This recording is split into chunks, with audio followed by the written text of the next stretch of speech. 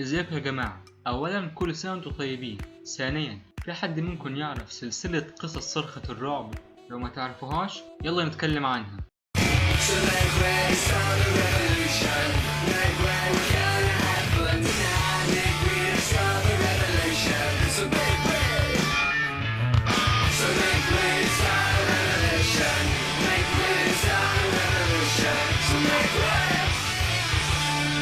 صرخة الرعب هي سلسلة روايات رعب ألفها الكاتب R.L. ستاين واترجمت ل 13 لغة منها اللغة العربية طبعا، واللي كان مشرف على ترجمتها شركة نهضة مصر.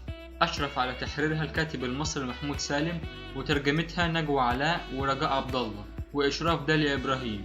الكتب دي بتقدم صور حية لحياة المراهقين الأمريكيين، وده عن طريق اللي بيتعرضوا له من مغامرات في مدارسهم أو في بيوتهم. اعتمد الكاتب على أسلوب التشويق مع شوية لمسات من الرعب، والقصص بتتميز بقلة الفصول، وأن الفصل الواحد بيتكون من صفحتين أو 3. وأنا تقريبا عندي كل أعداد السلسلة دي وقريت منهم كتير جدا، وعن تجربة شخصية بقول لكم إن في قصص كتيرة جدا كويسة وفيها فكرة وخيال معقول. فلو عايزين نعمل حلقات مخصوصة للسلسلة دي ياريت تكتبولي في الكومنتات.